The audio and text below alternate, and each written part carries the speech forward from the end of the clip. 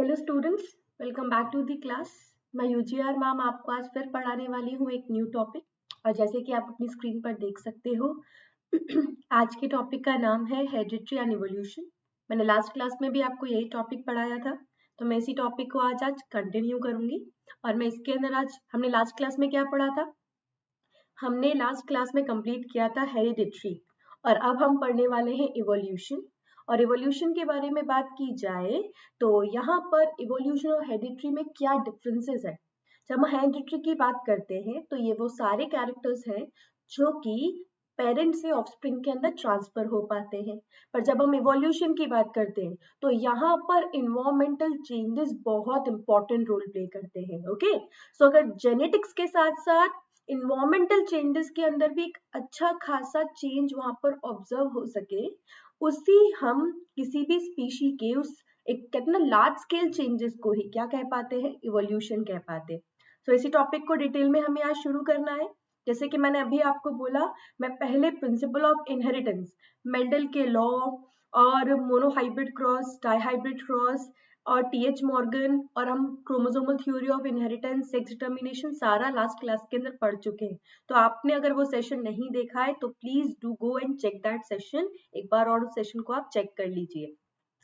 तो आगे बढ़ा जाए तो यहाँ पर सबसे पहले मेरे बारे में information. I am UGR Urvashi Gaur Rathore. I belongs from Kota. I am a CSIR NET JRF qualified in life sciences.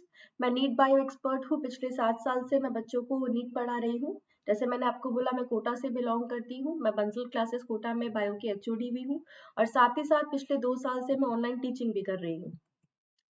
और साथ ही बात की जाए आप मुझसे कहाँ जुड़ सकते हैं, तो there is my Telegram channel, जिसका लिंक आपको डिस्क्रिप्शन बॉक्स में अवेलेबल है। आप डाउनलोड कर सकते हैं PDF को वहीं से ही। आपको चैनल को अगर ऐसे ही वीडियोस और सेशंस आपको लगातार देखते रहने हैं तो आपको चैनल को सब्सक्राइब करना है, अपने फ्रेंड्स को भी बताना है, और ऐसे ही मुझसे जुड़े रहना है। ओके, चैनल का नाम याद रखना है, दैट इज उन्नति। आगे चलते हैं और सबसे पहले करते हैं हम बात about the introduction of evolution, कि इवोल्यूशन होता क्या है। Okay, so the first point इसके बारे में, इवोल्यूशन क्या है, तो it is the change in the inheritable characteristics of a biological population over successive generation. मतलब वो कैरेक्टर्स जो पेरेंट से ऑफस्प्रिंग में ट्रांसफर हो पाते हैं। किन से किन में ट्रांसफर हो पाते हैं? वो कैरेक्टर्स जो पेरेंट से ऑफस्प्रिंग में ट्रांसफर हो पाते हैं, उन्हें हम क्या कहते हैं? उन्हें हम इनहेरिटेड कैरेक्टर्स कहते हैं। जो कौन लेकर आती है? जो जीन्स लेकर आती है। आप बोल सकते हो क्रोमोसोम वर्ड भी यूज कर सकते हो, नो प्रॉब्लम इन दैट, जो कि जेनेटिक मटेरियल की वजह से होता है। So it is all about the genetic material in our body. अगर इसके अंदर सक्सेसिव जनरेशन के साथ, मतलब हमारे ग्रैंडफादर की बात कर ले, हमारे ग्रैंडफादर से के पहले ग्रेट ग्रैंडफादर की भी बात कर सकते हैं, then our father and then us. Okay, so a son and a daughter will be there. So इनके अंदर बाय जनरेशंस क्या देखे जा सकते हैं? कुछ चेंजेस देखे जा सकते हैं। ओके, क्या कहते हैं हम? हेरिडिटरी कैरेक्टर्स तो वो जो एज इट इज पेरेंट्स से ऑफस्प्रिंग में ट्रांसफर हो रहे हैं, जो एक फैमिली के अंदर रन कर रहे हैं। बट अगर बायोलॉजिकल पॉपुलेशंस के अंदर कुछ सक्सेसिव चेंज देखा जाए, जहां पर जीन्स और एनवायरनमेंट दोनों अपना क्या करते हैं? रोल प्ले करते हैं, इसे हम क्या कहते हैं? इवोल्यूशन। और इवोल्यूशन का प्रोसेस क्या लेकर आता है? This give rise to the diversity, very important. तो इनहेरिटेड कैरेक्टर्स तो क्या करते हैं?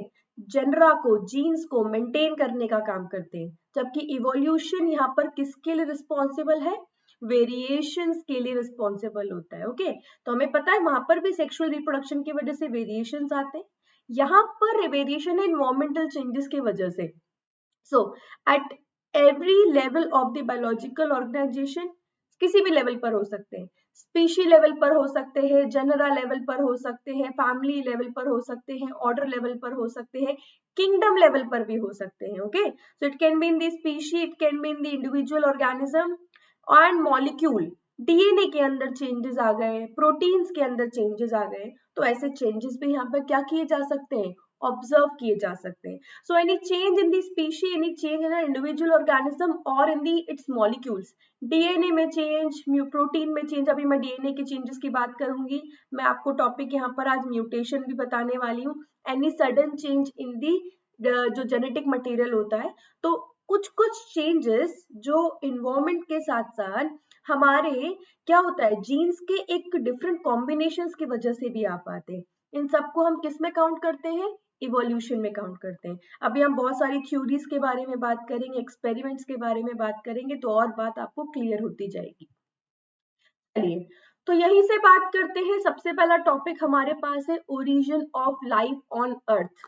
अगर हम ओरिजिन की बात करें कि अर्थ पर लाइफ ओरिजिनेट हुई कैसे, हमें बहुत कुछ इंफॉर्मेशन पता लग पाई है, बट वो सारी इंफॉर्मेशन हमें पता लग पाई है by the study of the remains जो हमें अर्थ पर यहाँ पर अवेलेबल हो पाए. जो मैं कहना चाहती हूँ मतलब ये है कि ओरिजिन ऑफ लाइफ कंसीडर किया जाता है as an unique event of the universe. Universe को 20 साल 20 मिलियन ईयर्स ओल्ड माना जाता है. पहला पॉइंट तो आपको ये याद रखना है. यूनिवर्स के अंदर क्या क्या इंक्लूड किया जाता है? क्लस्टर ऑफ गैलेक्सीज यहाँ पर मौजूद है, स्टार मौजूद है, क्लाउड ऑफ गैसेस मौजूद है, डस्ट मौजूद है. और इम्पोर्टेंट एग्जाम के लिए एक थ्योरी है बिग बैंग थ्योरी. तो इस बिग बैंग थ्योरी के हिसाब से क्या माना जाता है कि ओरिजिन ऑफ यूनिवर्स कैसे हुआ? State that universe arose from a huge explosion unimaginable in physical in a large entity. हुआ क्या, ये कहना ये चाहते हैं according to the big bang theory. Geography में भी आपने बिग बैंग थ्योरी के बारे में सुना होगा कि ओरिजिन क्या था कि पूरा एक स्ट्रक्चर मौजूद था जिसमें ब्लास्ट की वजह से, जिसके अंदर एक्सप्लोजन की वजह से क्या हुआ, वहां पर इस यूनिवर्स के छोटे छोटे से क्या हो गए, पार्ट्स हो गए. और दैट्स व्हाई वहां पे गैलेक्सीज का फॉर्मेशन हुआ, स्टार्स का फॉर्मेशन हुआ, cloud of dust and gases का फॉर्मेशन वहां पे हो पाया. सो ये इतना ज्यादा बड़ा एक्सप्लोजन था कि उससे हम फिजिकल स्केल पर मतलब ये मानो इमेजिन भी नहीं कर सकते हैं. यूनिवर्स एक्सपैंड किया. As the universe expanded, temperature decrease हुआ, हाइड्रोजन हीलियम वहां पर फॉर्म हुई. तो हाइड्रोजन का फॉर्मेशन देखा गया, हीलियम का फॉर्मेशन देखा गया कुछ टाइम बाद. और अल्टीमेटली ये गैसेस जब कंडेंस हुई अंडर द ग्रेविटेशन फोर्स, तो किसका फॉर्मेशन हुआ? गैलेक्सीज का फॉर्मेशन हुआ. क्लियर? तो किसका फॉर्मेशन हुआ? गैलेक्सीज का फॉर्मेशन हुआ जो प्रेजेंट डे में यूनिवर्स में नजर आती है.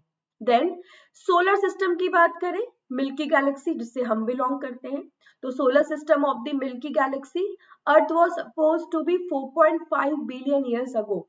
20 साल पुराना हमारा यूनिवर्स है और हम मानते हैं कि we belong from the Milky Way galaxy solar system की. और उस मिल्की वे गैलेक्सी के अंदर हमारी अर्थ 4.5 मिलियन ईयर्स अगो पुरानी है. इंपॉर्टेंट मार्क किया जाए.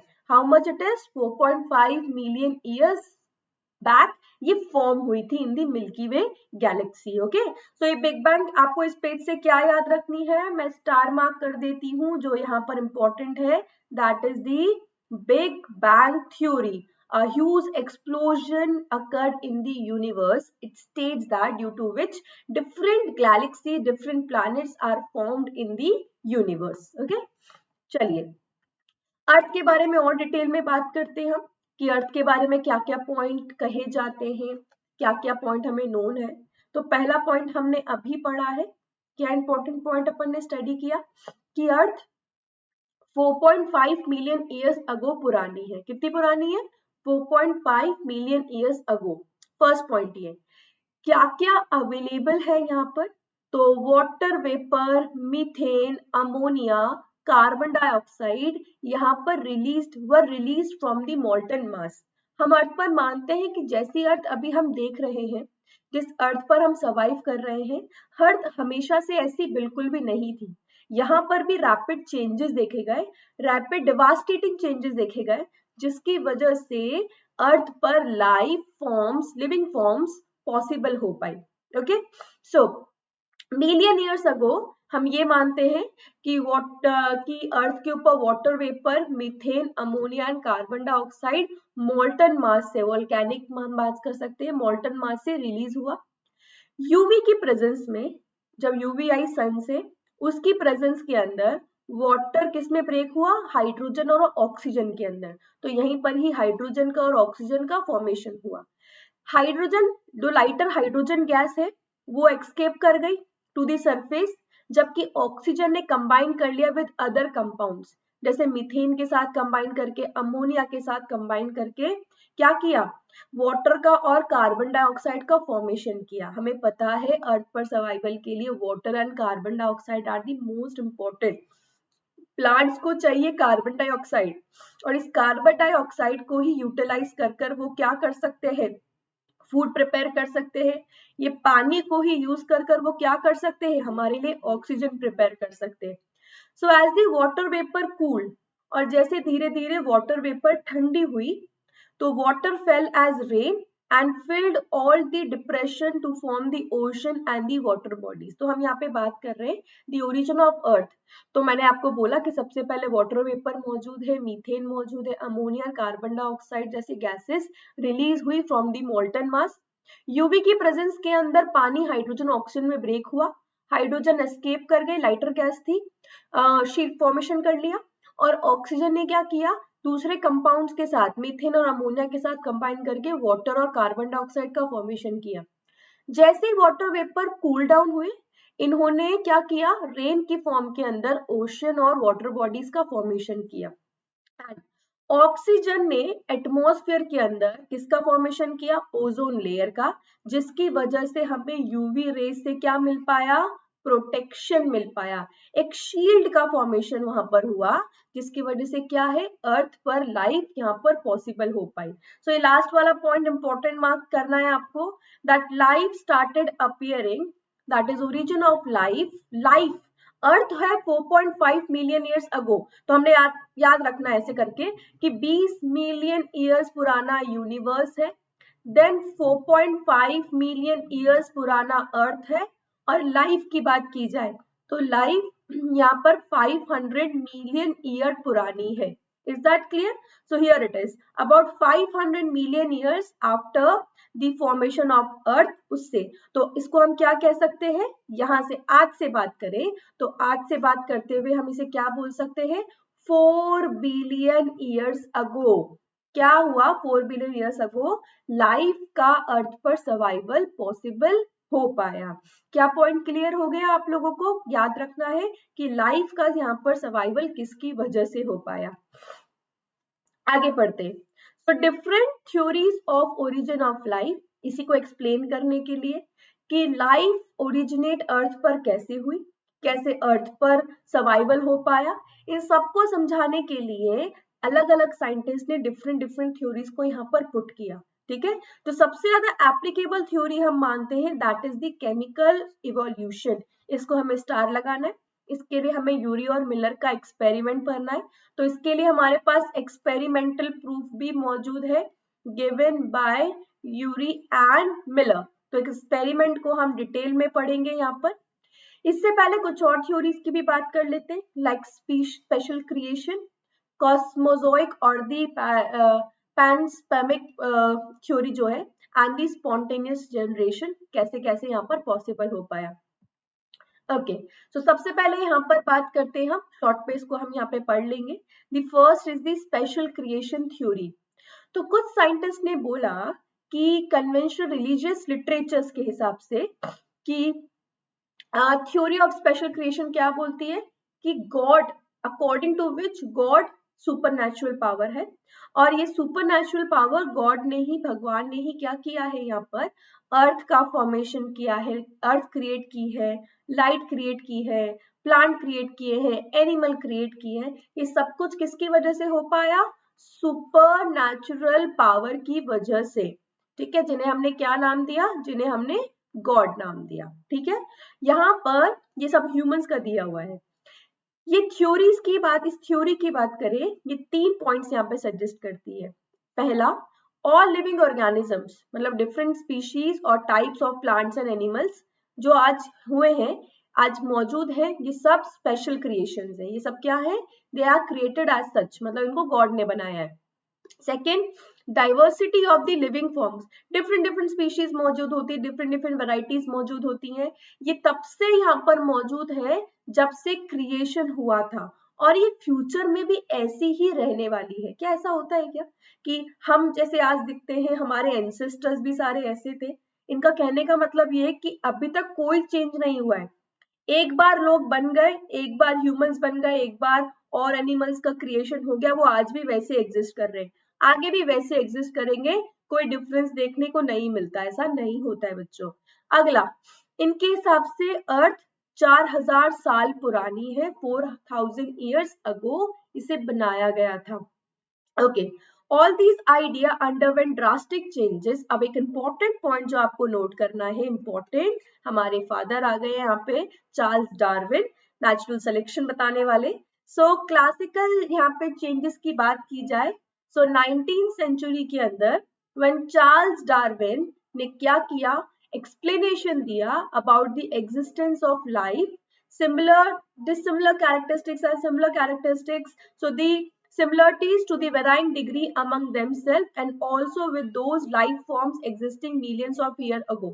चार्ल्स डार्विन ने बताया कि कोई भी ऑर्गेनिज्म, कोई भी स्पीशी जो अर्थ पर मौजूद है, वो क्या करती है, वो अपना सर्वाइवल रेट यहाँ पर बढ़ाती है, और उस सर्वाइवल रेट को बढ़ाने के लिए वो अपने अंदर ड्रास्टिक चेंजेस लेकर आती है। जो अर्थ पर अपने अंदर चेंजेस नहीं ला पाएगा, अपने आप को इन्वायरमेंट के हिसाब से अडेप्ट नहीं कर पाएगा, वो अर्थ पर एग्जिस्ट नहीं करेगा। So extension also takes place during the different phases of geological history. इसी वजह से वो स्पीशीज जो अपने आप को इन्वायरमेंटल चेंजेस के हिसाब से, अर्थ पर होने वाले चेंजेस के हिसाब से अपने आप को चेंज नहीं कर पाए, अडेप्ट नहीं कर पाए, इवॉल्व नहीं कर पाए, वो अब अर्थ से एक्सटेंड भी हुए हैं। जैसे डायनासोर की हम सबसे बड़े एग्जांपल देते हैं, जो अर्थ से कंप्लीटली एक्सटेंड हो चुके हैं। क्यों एक्सटेंड हुए? क्योंकि उनका अर्थ पर सर्वाइवल नहीं हो पाया है। ये इंपॉर्टेंट पॉइंट है, इन्वायरमेंटल चेंजेस की वजह से उनको जो चाहिए था वो अर्थ पर अवेलेबल नहीं था, और अर्थ जो उनसे चाहती थी वो उनको वहां पर नहीं, खुद में वो चेंजेस नहीं लेकर आ पा रहे थे, तो उनका एक्सटेंशन हो गया।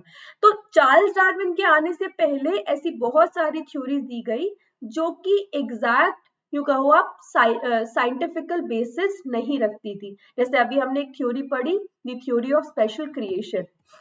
आगे बात करें, थ्योरी ऑफ पेंस्पर्मिया, और इसे कहा जाता है द कॉस्मोजोइक थ्योरी। बेटा ऐसे बहुत सारी थ्योरीज हैं, कुछ इंपॉर्टेंट थ्योरीज जहां से क्वेश्चंस आते हैं मैं आपको वो बता रही हूँ, उसके अलावा भी बहुत सारी थ्योरीज हैं, बट हमें यहाँ पर उन थ्योरीज के बारे में ज्यादा बात करनी है जो अच्छे से एप्लीकेबल हो पाती है। सो यहाँ पर ग्रीक फिलोसोफर्स की बात करते हैं। कुछ साइंटिस्ट बिलीव करते हैं कि life has come on the earth from the other planet, है ना।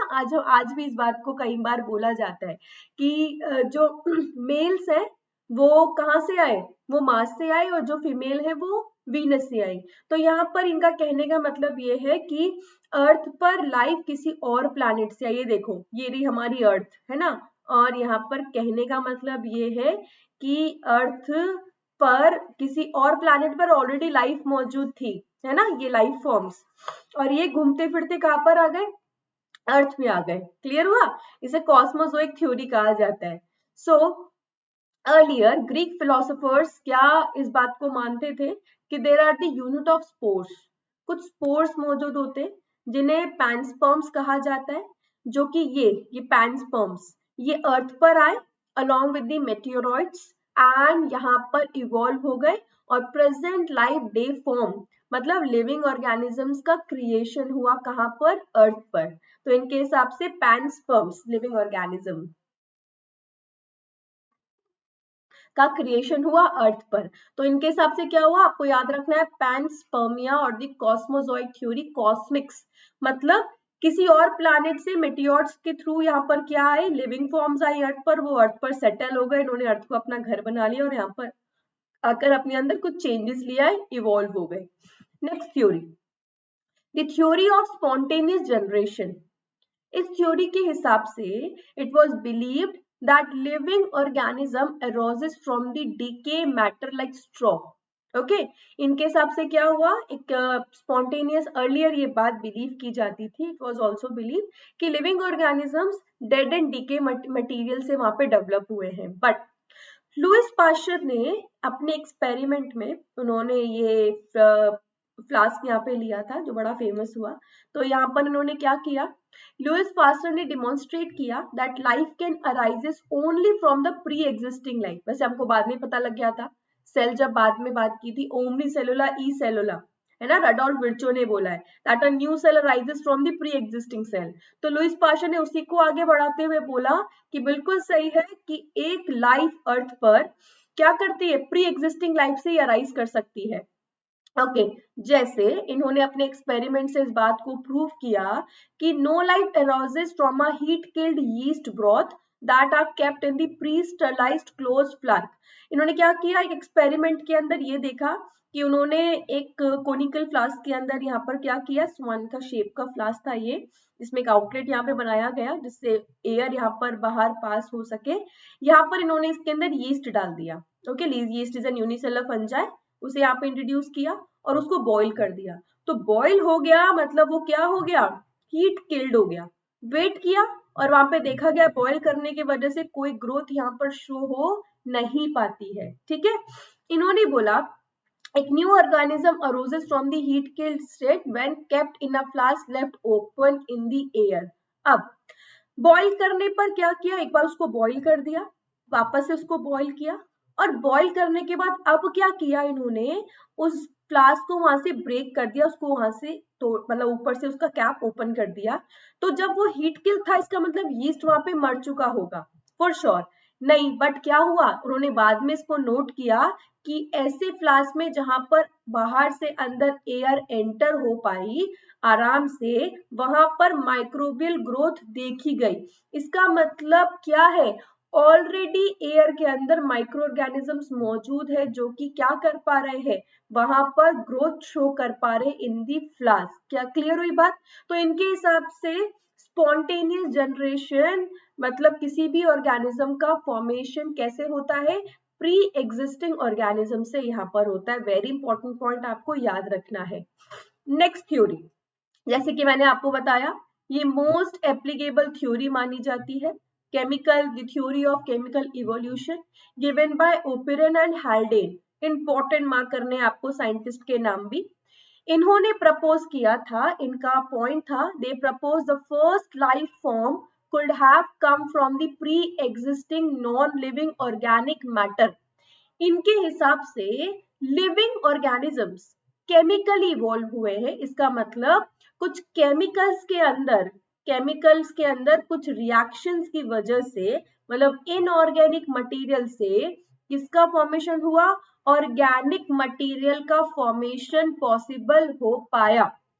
सो ये बोला चाह रहे थे कि the first life form came from the pre-existing non-living organic molecule like RNA and protein का formation.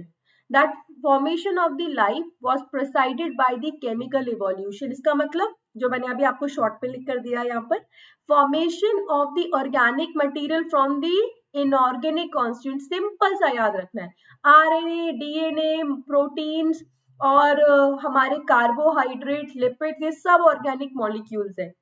इन सबका फॉर्मेशन कैसे, बाय सम केमिकल रिएक्शन। वो केमिकल रिएक्शन जो किसके बीच में हुई, कुछ इनऑर्गेनिक मटेरियल के बीच में हुई। तो द कंडीशन ऑन द अर्थ, और ये होने के लिए अर्थ की कंडीशन ने इसे फेवर किया। तो condition on earth that favour the chemical evolution, कौन कौन सी कंडीशन है, वेरी इंपॉर्टेंट। मैं इसको कलर चेंज करके मार्क कर देती हूँ ताकि तुम लोगों को याद रह सके कि अर्थ पर केमिकल इवोल्यूशन होने के लिए कौन कौन सी कंडीशन ने यहाँ पर फेवर किया। So the first one was the high temperature, second volcanic storms, volcanic eruption and the reducing atmosphere जिसके अंदर मीथेन, अमोनिया और वाटर मौजूद थे। हमने स्टार्टिंग में बात की थी। सो एक्चुअली हमने स्टार्टिंग में जब ओरिजिन ऑफ लाइफ और अर्थ की बात की थी तो वहां पर हमने ये बात की थी कि मीथेन, अमोनिया, वाटर वेपर मौजूद थे। वाटर वेपर कंडेंस हो गए, यहाँ पर वाटर का और वाटर वेपर कंडेंस होकर रेन की फॉर्म वहां पर हो गई, पानी का फॉर्मेशन हो गया वहां पर, साथ ही साथ कार्बन डाइऑक्साइड एंड ऑक्सीजन का फॉर्मेशन हुआ। ऑक्सीजन ने मीथेन अमोनिया के साथ कंबाइन कर कर वहां पर ऑर्गेनिक मटेरियल के फॉर्मेशन की है। क्या पॉइंट समझ में आया? ओके, अब क्या ये एक्चुअली हुआ था? इनकी थ्योरी किसने दी? साइंटिस्ट का नाम है ओपेरन एंड हाल्डेन ने। इस थ्योरी को केमिकली, जो केमिकल इवोल्यूशन वाली थ्योरी है, उसे एक्सपेरिमेंटल प्रूफ प्रोवाइड किया दो साइंटिस्ट ने, जिनका नाम है स्टेनले मिलर एंड यूरी। तो Stanley Miller and Urey are the scientist जिन्होंने, वेरी इंपॉर्टेंट बेटा क्वेश्चंस आते हैं यहाँ से, तो इन्होंने एक्सपेरिमेंट यहाँ पे क्या किया, परफॉर्म किया लैब में। क्या यूज करके? गैस अपैरेटस एंड ट्यूब्स को यूज कर कर इन्होंने प्रिमिटिव मतलब वो इन्वायरमेंट जो अर्थ के बनने के टाइम पर मौजूद था, वो इन्वायरमेंट यहाँ पर आर्टिफिशियली लैब में क्रिएट करने की कोशिश की। क्लियर? तो पहली चीज क्या चाहिए? हमने बोला हाई टेम्परेचर अर्थ पर मौजूद है था उस वक्त, जिसकी वजह से वहां पर केमिकल रिएक्शंस में हो पाए और ऑर्गेनिक मटेरियल का फॉर्मेशन हो पाया। तो इन्होंने हाई टेम्परेचर प्रोवाइड करने के लिए इलेक्ट्रिक डिस्चार्ज यहाँ पे क्रिएट किया इलेक्ट्रोड को यूज करके इन दी कोनिकल फ्लास्क, और उस कोनिकल फ्लास्क में इंट्रोड्यूस करवाई gases methane, ammonia, hydrogen and water. और यहाँ पे टेम्परेचर क्या था? मैंने आपको बोला ना, हाई टेम्परेचर इलेक्ट्रोड्स को यूज करके कितना, 800 डिग्री सेल्सियस, स्टार लगा लेना, 800 डिग्री सेल्सियस टेम्परेचर यहाँ पे प्रोवाइड किया। Water containing chamber was heated to provide the water vapour, है ना। अब वाटर वेपर कहाँ से आया? तो वाटर वेपर को इन्होंने, वाटर को यहाँ पे हीट करवाया ताकि वाटर वेपर का फॉर्मेशन हो पाए। कुछ वीक्स बाद क्या देखा इन्होंने? There is the formation of the biotic components, इन्होंने अमीनो एसिड्स का फॉर्मेशन देखा। और अब हम जानते हैं कि amino acids are the building blocks of protein, they are the organic material जो किसका फॉर्मेशन करते हैं? आपस में जुड़कर प्रोटीन्स का फॉर्मेशन करते हैं। ठीक है, तो इन्होंने क्या किया, कुछ वीक्स बाद उस कोनिकल फ्लास्क के अंदर किसका फॉर्मेशन सॉरी, कुछ टाइम बाद कोनिकल फ्लास्क के अंदर अमाइनो एसिड्स का फॉर्मेशन देखा। सिमिलर एक्सपेरिमेंट दूसरे साइंटिस्ट ने परफॉर्म किया, शुगर को यूज करके, नाइट्रोजन बेसिस को यूज करके, लिपिड्स को, अमोनिया को और इवन पिगमेंट्स को यूज कर। बट ये एक्सपेरिमेंट जो यूरी और मिलर का है, इसने इस बात को 100% प्रूव कर दिया था कि पक्की बात है कि अर्थ पर केमिकल इवोल्यूशन हुआ है। Analyse of the meteoroids also reveal, और आफ्टरवर्ड्स हमने मेटेरॉइड्स के जो कंपोनेंट्स है उनकी जब स्टडी की तो पता लगा they also have the similar components which are found in the earth। तो यहाँ पर क्या बोला? reveals the presence of the similar component indicate the occurrence of the similar process elsewhere in the space also। Meteoroids यहाँ पर किसी ना किसी प्लैनेट के या फिर कुछ ऐसे मटेरियल्स जो ब्रेक्ड मटेरियल होते हैं वो हमारी अर्थ पर आते हैं, और मेटेरॉइड्स को यहाँ पर देखकर पता लगा कि इनके अंदर भी हाइड्रोजन, मीथेन, अमोनिया, हीलियम मौजूद होता है, जिससे ये प्रूव हुआ कि कहीं ना कहीं अर्थ के अलावा भी बाकी जगहों पर भी वैसे ही प्रोसेसेस होते हैं। सो chemical evolution of life was more और लेस एक्सेप्टेड, और इस थ्योरी को यहाँ पे क्या कर दिया गया था? एक्सेप्ट कर लिया गया था। मोर और लेस मतलब क्या हुआ? हमेशा हर किसी को हम सेटिस्फाई नहीं कर सकते, तो इन दैट केस अभी भी कुछ साइंटिस्ट इस थ्योरी से अनसेटिस्फाइड थे, पर मोस्टली इस थ्योरी को यहाँ पर अप्लाई कर लिया गया था।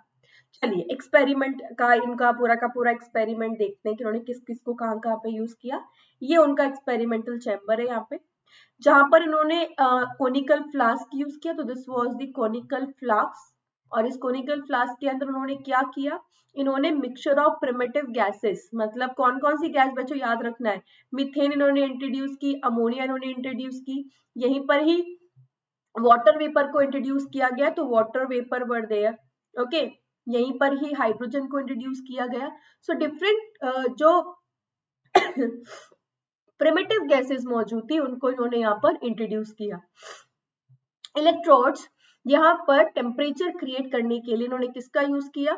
इलेक्ट्रोड डिस्चार्ज का यूज किया, और कितना टेम्परेचर? 800 डिग्री सेल्सियस टेम्परेचर यहाँ पर मेंटेन किया। इसके थ्रू वाटर को यहाँ पर क्या किया? जब गैसेस को मूव किया कंडेंसर के थ्रू, तो वाटर में क्या हुआ? कंडेंसेशन की वजह से वहां पर सेटलिंग हो गई, और सेटलिंग कंडेंसेड लिक्विड में देखा गया कॉम्प्लेक्स मॉलिक्यूल का प्रेजेंस, और उन कॉम्प्लेक्स मॉलिक्यूल्स कौन से थे यहाँ पे? They were the amino acids there, ठीक है, ये स्टॉप नॉक है टेस्टिंग सैंपल के लिए, और वाटर को यहाँ पर हीट किया इन्होंने, ओशन वाटर लिया था, ठीक है। इसको हीट कर कर किसका फॉर्मेशन किया गया, यहाँ पे वाटर वेपर का फॉर्मेशन किया गया। ये रहा, यहाँ से वाटर वेपर को क्या करवाया, इंट्रोड्यूस करवाया। याद रहेगा यूरी मिलर का एक्सपेरिमेंट, बड़ा इंपॉर्टेंट है, आप लोगों को इसको याद रखना है।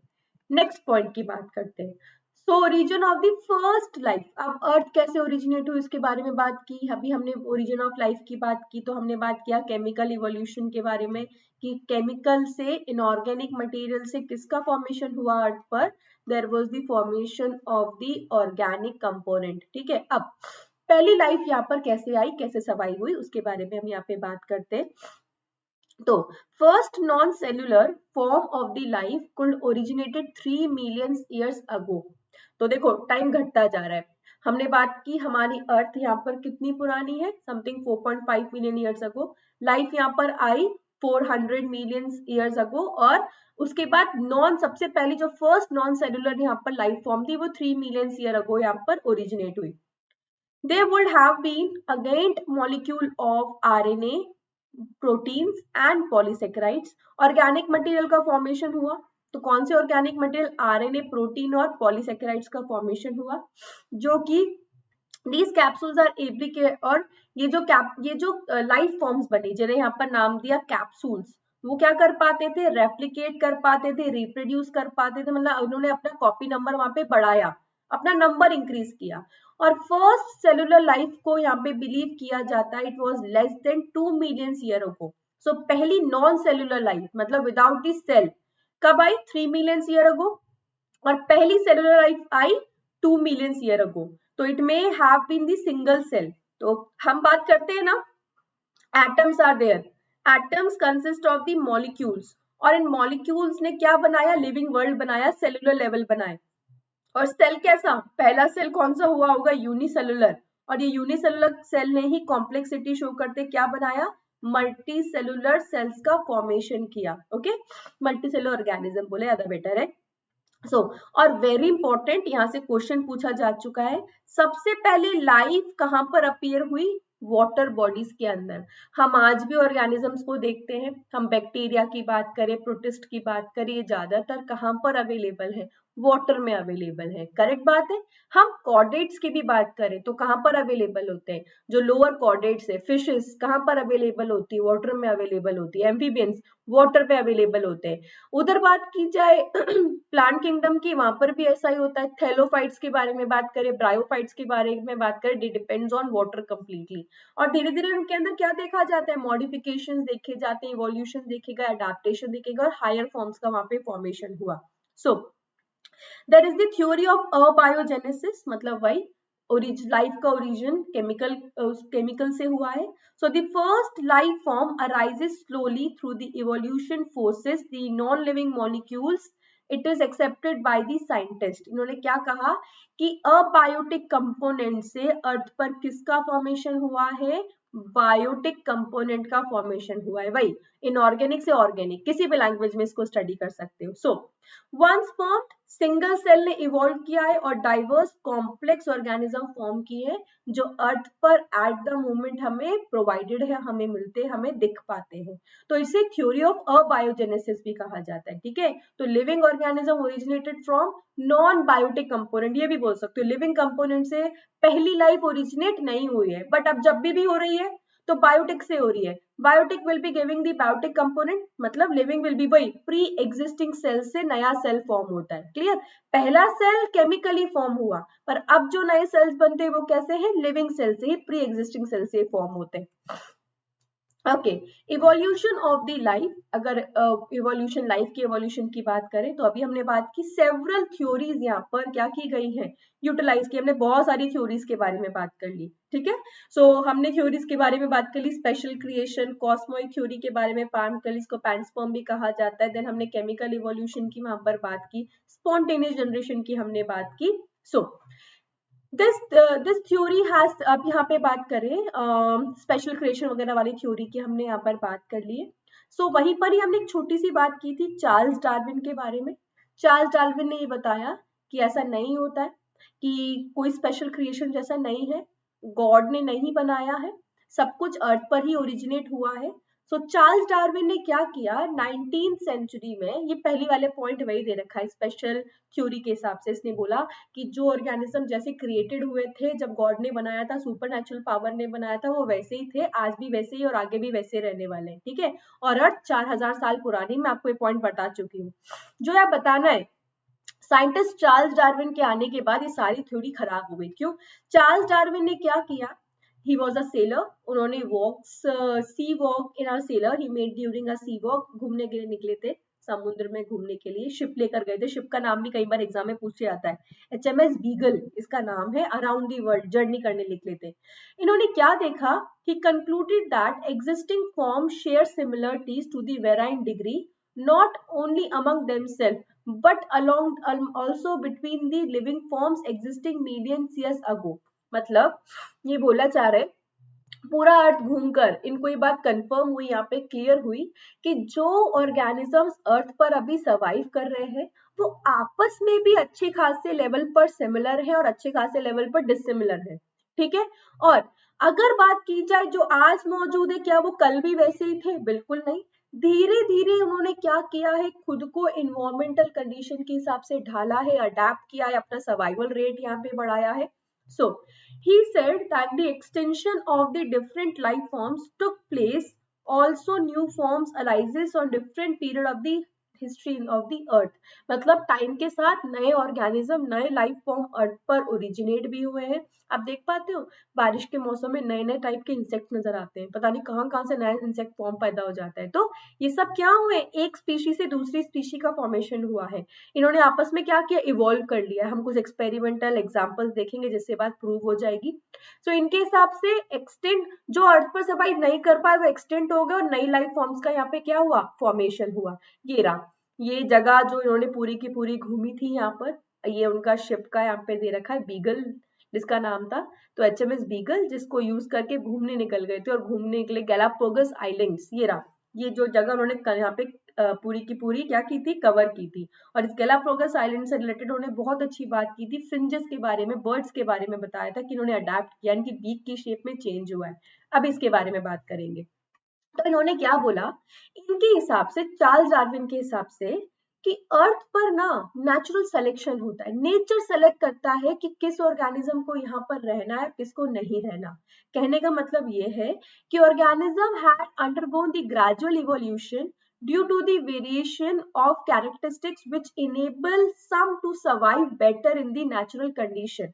तो धीरे धीरे ऑर्गेनिजम्स ने अपने अंदर क्या लाए हैं, ऑर्गेनिजम्स धीरे धीरे अपने अंदर चेंजेस लेकर आए हैं। सो बेटर सर्वाइवल के लिए मतलब उनको क्या चाहिए, natural condition, survive better in the natural condition, मतलब क्लाइमेट कैसा है, फूड कैसा अवेलेबल हो रहा है, फिजिकल फैक्टर्स क्या है, उसके हिसाब से उन्होंने अपने अंदर कुछ क्या लाए, ग्रेजुअल चेंजेस लेकर आए। तो ग्रेजुअली उन्होंने क्या किया है, ग्रेजुअली उन्होंने इवॉल्व किया है। क्लियर हो गया?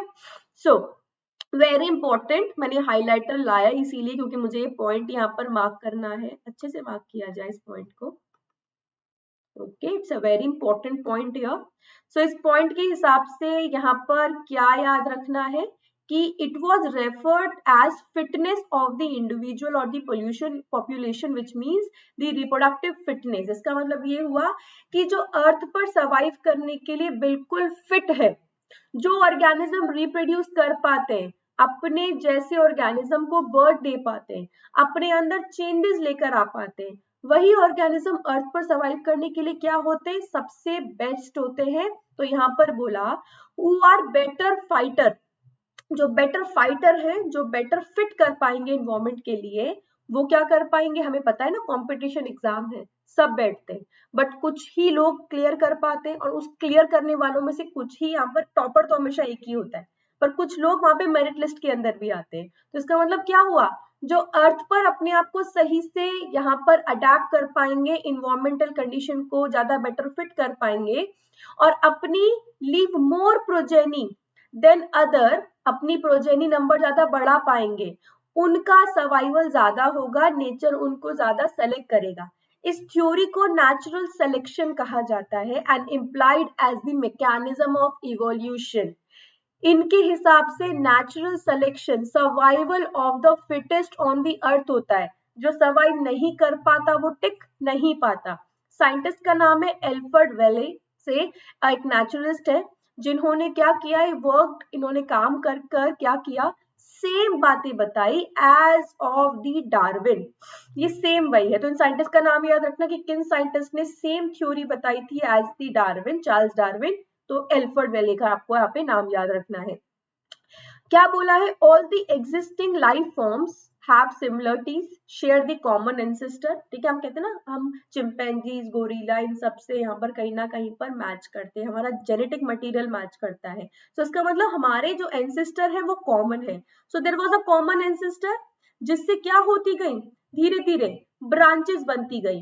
तो ऑर्गेनिजम्स यहाँ से क्या होते गए, डिस्ट्रीब्यूट होते गए, ट्री बनता गया यहाँ पे, और नए नए ऑर्गेनिजम्स यहाँ पे फॉर्म होते गए। However the ancestors were present at different period of the time, like हम different periods की बात करें, epoch वाला time, period वाला time and eras, कहते हैं ना AD यूज करते हैं, different eras की बात करते हैं। So they are concluded is that इन्होंने क्या कंक्लूड किया था, also conclude earth is very old, अर्थ बहुत पुरानी है, not thousands of years ago as they thought earlier, it was billions of years ago। हम शुरू में पढ़ सके 4.5 billion years ago वाली थ्योरी यहीं से आई है। तो जोग्राफिकल हिस्ट्री की बात करें तो जोग्राफिकल हिस्ट्री के हिसाब से यहाँ पर थ्योरी ऑफ पैंजेनेसिस भी बोला जाता है कि एक मास था, कॉन्टिनेंट जो डिवाइड होने की वजह से सब कॉन्टिनेंट्स का यहाँ पर फॉर्मेशन हो पाया। सो कॉन्टिनेंटल ड्रिफ्ट थ्योरी इसे कहते हैं।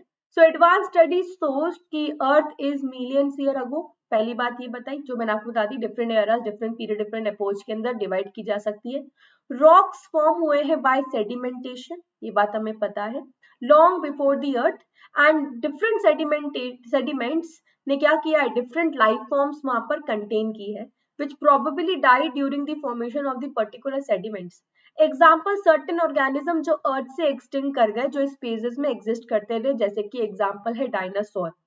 These found towards the upper layer resemble the modern organism, while the other deeper layers were similar and the older form. तो यहाँ पर अलग अलग सेडिमेंटेशन के दौरान अलग अलग लेयर्स की फॉर्मेशन हुई। तो जो अपर लेयर्स है वहां पर सम सॉइल की बात करें तो वहां पर लिविंग ऑर्गेनिज्म एग्जिस्ट करते हैं। डीपर लेयर ज्यादा पुरानी है और were similar between the among themselves. Evidence, इस बात को क्या प्रूव करता है, एविडेंस ऑफ इवोल्यूशन बहुत इंपॉर्टेंट है ना। तो यहाँ पर हम बात करेंगे पैलेंटोलॉजी की, एम्ब्रियोलॉजी की, एनाटॉमी की, morphological characters, homologous characters, biogeography, आपस में सबको यूज किया गया इवोल्यूशन को, यहाँ पे इवोल्यूशन के एविडेंस देने के लिए। सबसे पहले पैलेंटोलॉजी किसकी स्टडी होती है, तो इसका याद रखना, it is the branch of science which deals with the study of fossils. Okay, fossils की स्टडी करने को क्या कहते हैं, यहाँ पे पैलेंटोलॉजी कहते हैं, जो कि ऑर्गेनिक इवोल्यूशन को यहाँ पर सपोर्ट करती है। तो study of the fossils of the different sedimentary layer ने, सेडिमेंट्री लेयर की स्टडी करने पे पता लगा कि जोग्राफिकल टाइम पीरियड्स, अलग अलग जोग्राफिकल टाइम पीरियड्स मौजूद है जहां पर अलग अलग ऑर्गेनिज्म एग्जिस्ट किए थे। लाइफ फॉर्म जो आज मौजूद है, कल वो कुछ और थी, कल वो कुछ और होने वाली है। ठीक है, तो वो पहले कुछ और थी, अब कुछ और है, अब आगे कुछ और होने वाली। तो it will be certainly changing by the time, by the span. New forms of the life form at the different time of the अर्थ। तो अर्थ की हिस्ट्री में अलग अलग फॉर्म्स, अलग अलग ऑर्गेनिज्म एग्जिस्ट किए हैं लाइफ से पहले। कुछ के बारे में हमें पता लग पाया, कुछ के बारे में हमें पता नहीं लग पाया। देखो ये है ना, तो डिफरेंट ऑर्गेनिज्म जैसे कि आर्कियोपेट्रिक्स, ऐसे इम्प्रिंट्स मिली है कुछ ऑर्गेनिजम्स की, कहाँ पर मिली है, जैसे स्टोन के ऊपर इम्प्रिंट यहाँ पर मिली है, ये डिफरेंट इम्प्रिंट्स यहाँ पर देखने को मिल रही है। जिससे पता लगा कि ऐसे कुछ ऑर्गेनिज्म एग्जिस्ट करते हैं जिसके पास टेल मौजूद है, जिसके पास यहाँ पर विंग्स मौजूद है, तो इसे कहीं ना कहीं पर link between the reptilia and Aves माना जाता है। ओके, आर्कियोलॉजिस्ट ने इसको स्टडी किया है। एम्ब्रियोलॉजी की बात करें, so different studies based on the observation of certain common feature at the embryonic stage of the vertebrate। जैसे vertebrates की बात करें मतलब हम fishes, pieces, amphibians, reptile, aves and mammals की यहाँ पर बात करें vertebrates के केस में। तो हम बात करते हैं fishes में 2 chambered heart है, amphibians के अंदर क्या देखा जाता है, 3 chambered heart, reptiles के अंदर भी 3 chamber heart है, except crocodile 4 chamber heart, alligator के अंदर। एप्स और मैमल्स के अंदर 4 चैम्बर हार्ट मौजूद होता है। तो वहां पर ये ऑब्जर्व किया गया कि धीरे धीरे फिशेस से लेकर एम्फीबियंस तक क्या किया है, हार्ट का स्ट्रक्चर वहां पे मॉडिफाई किया, डेवलप किया है। सो साइंटिस्ट है अर्नेस्ट हैकेल जिन्होंने प्रपोज किया दी बायोजेनेटिक लॉ, जिसके हिसाब से the development and the embryological stage recapture the evolution history. इसका मतलब ये है कि ऑर्गेनिज्म की एम्ब्रियोनिकल स्टेज वहां पर क्या करती है, हमें वापस से बताती है, इस बात को रिकैपिटुलेट करती है कि अर्थ जो लाइफ पर जो फाइलोजेनी है, मतलब आपस में इवोल्यूशनरी लिंक यहाँ पर बिठाने की कोशिश करती है कि ऑर्गेनिज्म आपस में क्या रहते हैं, लिंक रहते हैं। जैसे वर्टिब्रेट्स की बात करें, मैं अभी आपको बता रही थी कि लोअर वर्टिब्रेट्स के कैरेक्टरिस्टिक्स यहाँ पे मैच करते हैं। सो वर्टिब्रेट एम्ब्रियो की बात करें तो वहां पर row of gill slit available होता है, but they are functional only in fish. पर बाकी वर्टिब्रेट्स में ये फंक्शनल नहीं होते। तो एम्ब्रियोनिक सेल पे गिल स्लिट्स देखे जाते हैं, गिल स्लिट टाइप स्ट्रक्चर सब में देखे जाते हैं डिफरेंट वर्टिब्रेट्स के अंदर, बट वो फिश में काम करते हैं। जैसे नोटोकॉर्ड का हमें पता है ना, कॉर्डेट्स क्यों बोला जाता है, प्रेजेंस ऑफ द नोटोकॉर्ड। तो नोटोकॉर्ड कहाँ पर मौजूद होती है, एम्ब्रियोनिकल स्टेज में, जो आगे जाके वर्टिबल कॉलम में डेवलप हो जाती है। But this theory was disapproved. एक साइंटिस्ट है इंपॉर्टेंट, एक साइंटिस्ट का नाम है अर्नेस्ट वॉन बियर, जिन्होंने इसे डिसअप्रूव किया और उन्होंने बोला, he noted that embryo never passes through the adult stage of the other animals, कि एम्ब्रियो जो है वो ऑर्गेनिजम्स को, मतलब एडल्ट ऑर्गेनिजम्स की स्टेजेस को वहां पर क्लैरिफाई करने का काम नहीं करता है।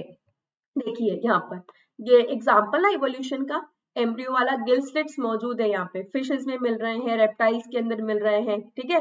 यहाँ पर बर्ड्स में, ह्यूमंस में अवेलेबल है। वैसे tail tail bird reptile, fishes के केस में, रेप्टाइल्स के केस में, बर्ड्स के केस में और ह्यूमंस के केस में सब में देखने को मिलती है, बट कौन से स्टेजेस में, एम्ब्रियोनिक स्टेजेस के अंदर। तो these all are develop in the embryonic stages. Clear. आगे मैंने आपको हार्ट का एग्जांपल भी दिया है। आगे वेरी इंपॉर्टेंट जो आपके एनसीईआरटी के अंदर भी आपको प्रोवाइडेड है, the comparison between the anatomy and the morphological characteristics. कुछ कैरेक्टरिस्टिक्स के कंपैरिजन की बात करें जहां पे वो सिमिलरिटीज और डिफरेंसेस आपस में शो करते हैं। सबसे पहले होमोलॉगी। होमोलॉगी का मतलब है सेम स्ट्रक्चर। हम यहाँ पे क्या बात करेंगे, ये रिलेशनशिप है ऑर्गेनिजम्स के बीच में। So it's a relationship among the organs of the different group of organisms, जो कि बेसिक स्ट्रक्चर में सिमिलरिटी शो करते हैं but have the different function. तो आप यहाँ पे शॉर्ट में लिख सकते हो, same structure but different function. तो स्ट्रक्चर सेम है ऑर्गेनिजम्स में, बट फंक्शन अलग अलग परफॉर्म कर रहे हैं according to the need. So homology of the organisms, organs of different organisms, ये इंडिकेट करते हैं कि हमारे पास कहीं ना कहीं पर एक कॉमन एंसेस्टर था। एक कॉमन एंसेस्टर के अंदर वहां पे क्या देखा गया, इवोल्यूशन देखा गया, जिसकी वजह से डिफरेंट ऑर्गेनिजम्स का फॉर्मेशन हुआ, अलग अलग चले गए। जैसे हमारी बात करें, हम इंडियंस है ना, कुछ इंडियन जाके फॉरेन में सेटल हो गए, तो वो एनआरआईज कहलाते हैं। तो इन दैट केस एनआरआईज की अगर बात करें तो उनका लैंग्वेज, उनका तरीका, उनका फंक्शनिंग, रहने का तौर तरीका वहां से मैच करता है, बट स्टिल वो आज भी इंडियंस हैं। अगर उनको वहां पे मॉर्फोलॉजिकली देखा जाए तो दे आर इंडियंस। तो इन दैट केस बात की जाए तो जगह के हिसाब से फंक्शंस चेंज हो सकते हैं, बस स्ट्रक्चर सेम रहते हैं। So homology is found in the bone of the, एक एक करके एग्जांपल देख रहे थे। तो पहला एग्जांपल है bone of the forelimb of the लेव। तो forelimbs of the whale, cheetah, bird, amphibian and human, ये क्या है, एनाटॉमिकली सेम स्ट्रक्चर शो करते हैं with the bone of the humerus, radius, ulna, carpal, metacarpal and phalanges के साथ। पहला एग्जांपल फोरलिम का। दूसरा example thorn of the bougainvillea and tendril of the cucurbita. ये आपस में क्या शो करते हैं, स्ट्रक्चरल सिमिलरिटी शो करते हैं, पर थॉर्न्स का काम तो होता है प्रोटेक्शन का और टेंड्रिकल्स का काम होता है क्या करने का, उन्हें सपोर्ट प्रोवाइड करने का। जबकि फोरलिम्स की बात करें, वेल के केस के अंदर बात करें तो फोरलिम्स का काम होता है वहां पर स्विमिंग में हेल्प करने का। चीता के केस की बात करें, ह्यूमंस के केस की बात करें वहां पर, तो फोरलिम्स का काम है मूवमेंट का। बर्ड्स के केस में वहां पर वो डेवलप हो चुके, मॉडिफाई हो चुके हैं उड़ने के लिए, विंग्स वहां पर है फोरलिम्स। तो they have different functions but similar in structure. ये देखिए यहाँ पे बना हुआ है, the flipper of the swimming seal की बात करें, wings of the birds, then we have the bat, then ये सब आपस में क्या शो करते हैं, they all are structurally similar but functionally dissimilar. Homologous, ये टेंड्रिकल्स, ये थ्रॉन्स मौजूद है प्रोटेक्शन के लिए, टेंड्रिकल्स यहाँ पे सपोर्ट का काम करते हैं। सो ये क्या शो करते हैं, एक इंपॉर्टेंट स्टार मार्क लगा लेना, होमोलोगस ऑर्गेनिजम्स या ऑर्गन जो है वो डाइवर्जेंट इवोल्यूशन शो करते हैं। डाइवर्जेंट का मतलब एक कॉमन एंसेस्टर है और उससे नए नए ऑर्गेनिजम्स का फॉर्मेशन हुआ है जिनके स्ट्रक्चर सिमिलर है पर फंक्शन डिफरेंट हो चुके हैं। So evolutionary process same structure but develop in the different direction adapted to according to the need of that area। जिस जगह पर जिस एरिया में वो एग्जिस्ट कर रहे हैं उसके हिसाब से क्या शो होंगे, अडेप्टेशन शो होंगे। ओके, सेकंड हमारे पास है एनालॉगी। एनालॉगी यहाँ पर पहली बात तो शो करती है कन्वर्जेंट इवोल्यूशन। कन्वर्जेंट इवोल्यूशन का मतलब सब लोग, जैसे कि इंडिया, तो यहाँ पर अलग अलग सिटी से आके लोग एक जगह पर बस गए, ठीक है, तो यहाँ पे क्या हुआ है, शो हुआ है कन्वर्जेंट इवोल्यूशन। तो सब अलग अलग जगह से, सुनो, अमेरिका से कोई आ जाए, कहीं और से कोई आ जाए और यहाँ पर आकर अपना काम परफॉर्म करने लग जाए, तो यहाँ पर क्या है, ये है सेम इन फंक्शन, इनका फंक्शन सेम होने वाला है बट स्ट्रक्चर क्या रहेगा, बट स्ट्रक्चर इज डिफरेंट। तो इनका स्ट्रक्चर क्या है, डिफरेंट, बट एक जैसा फंक्शन परफॉर्म कर रहे हैं ना, हमें देखकर लगेगा अरे यार ये बिल्कुल एक जैसे हैं, पर नहीं, वो डिफरेंट स्ट्रक्चर्स है। बताते कैसे। So analogy is the relationship among the organism showing performing the different function, है ना, same function but structurally anatomically आपस में क्या रहते हैं, डिफरेंट रहते हैं। Example, eye of the octopus and other mammals, काम सेम परफॉर्म कर रही है देखने का, बट स्ट्रक्चर डिफरेंट होता है। Wings of the bird and wings of the butterfly and wings of the bird. Butterfly insects में आएगी, बर्ड्स अलग है, ये 4 लिम्स होते हैं यहाँ पे।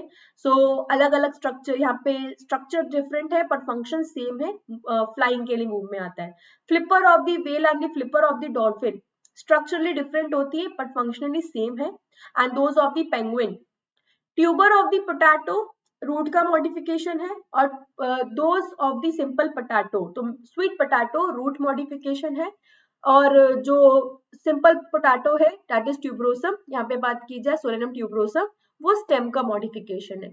तो सिमिलर फंक्शन है, दोनों खाने के लिए एडिबल है, यूज में आएंगे, पोटैटो पीछे लिख दिया है, बट स्ट्रक्चर डिफरेंट है, एक रूट का मॉडिफिकेशन, दूसरा स्टेम का मॉडिफिकेशन। बहुत सिंपल एग्जांपल है। एनालॉगी क्या शो करती है, same function different structure, convergent evolution को सपोर्ट करती है, मतलब ऐसा इवोल्यूशन जहां पर different structures, different group of organism एक जगह पर आ गए हैं, evolve similar on to perform a similar function. ये सब एक सिमिलर हैबिटेट कंडीशन की वजह से होता है, एक ही जगह पर एग्जिस्ट करे तो उस हैबिटेट की जगह की डिमांड सिमिलर होगी, सो सिमिलर अडेप्टेशन शो करेंगे ऑर्गेनिजम्स जो कि सेम फंक्शन यहाँ पर परफॉर्म कर रहे हैं। देखिए यहाँ पे बना हुआ है ऑक्टोपस की आई और ह्यूमन की eye, tuber of the potato, tuber of the sweet potato, wings of the butterfly and wings of the bat, यहाँ पे विंग्स ऑफ द बर्ड, ये एनालॉगी शो करते हैं। मॉलिक्यूलर होमोलॉगी के बारे में बात की जाए मॉलिक्यूलर बेसिस पर, तो सिमिलरिटीज इन दी बायोमॉलिक्यूल्स, हम की हमारी बॉडी में प्रोकैरियोट्स की बात करें, हम सेल में पढ़ चुके हैं, प्रोकैरियोट्स की बात करें तो उनके पास भी सेल मेम्ब्रेन मौजूद है, और वहां पर भी सेल मेम्ब्रेन प्रोटीन्स की बनी हुई, लिपिड्स की बनी हुई और कार्बोहाइड्रेट्स की बनी है। हमारी बात करें यूकैरियोट्स के केस में तो सेल मेम्ब्रेन उसी की बनी हुई है। तो हमारी बॉडी में सिमिलर क्या बायोमॉलिक्यूल्स, लिविंग मॉलिक्यूल्स एग्जिस्ट करते हैं, मतलब lipid, carbohydrate, protein, nucleic acid. तो जो सीक्वेंस ऑफ द न्यूक्लियोटाइड्स है, जो न्यूक्लिक एसिड बनाएंगे, न्यूक्लियोटाइड्स आपस में जुड़ के न्यूक्लिक एसिड का फॉर्मेशन करते हैं, और फिर मैनी प्रोटीन्स एप्स और ह्यूमंस के अंदर सिमिलर देखी जाती है। मैंने अभी आपको बताया था चिंपैंजी, गोरिल्ला की अगर बात करें तो हमारा डीएनए कुछ हद तक मैच करता है। तो जेनेटिक मटेरियल, डीएनए मतलब न्यूक्लिक एसिड मतलब डीएनए और आरएनए की बात यहाँ पे की जा रही है। Biochemical similarities point at the same common ancestor different diverse organisms के अंदर शो हो पाई है। क्लियर, जैसे मैंने आपको एग्जांपल दिया है, यहाँ पर प्रोकैरियोट्स का एग्जांपल और यूकैरियोट्स का एग्जांपल भी लिया जा सकता है। Clear. So Differential geographical distribution of different organism also indicates the common shared ancestor in the restricted region. तो अलग अलग जोग्राफिकल एरिया में डिफरेंट ऑर्गेनिज्म जो कॉमन एंसेस्टर को शेयर कर रहे हैं उनके अंदर भी क्या देखी जाती है, सिमिलरिटीज देखी जाती है. हैबिटेट आइसोलेशन जिसे स्पीशिएशन भी कहते हैं, provide the restricting these organism to a particular geographical area on the earth. मतलब दो ऑर्गेनिज्म एग्जिस्ट करते थे, है ना, किसी वजह से क्या, अर्थ की इवोल्यूशन की वजह से यहाँ पे माउंटेन बन गया. तो अब ये दोनों स्पीशीज वहां पर क्या हो जाएंगी, अलग अलग हो जाएंगी. तो उस माउंटेन होने की वजह से, जोग्राफिकल बैरियर होने की वजह से अभी नए तरह से वहां पे बिहेव करेंगी. स्ट्रक्चर इनकी सिमिलर है बट अब फंक्शन डिफरेंट हो जाएंगे according to the geographical condition found in the different area. Theory of the natural selection हमने बात की है, किसने दी है, डार्विन ने दी है नेचुरल सिलेक्शन की थ्योरी. इनके according existing life organism share the similarities to the varying degree not among themselves but on the different life forms existing millions years ago. थोड़ी देर पहले मैंने आपको ये बात बताई थी.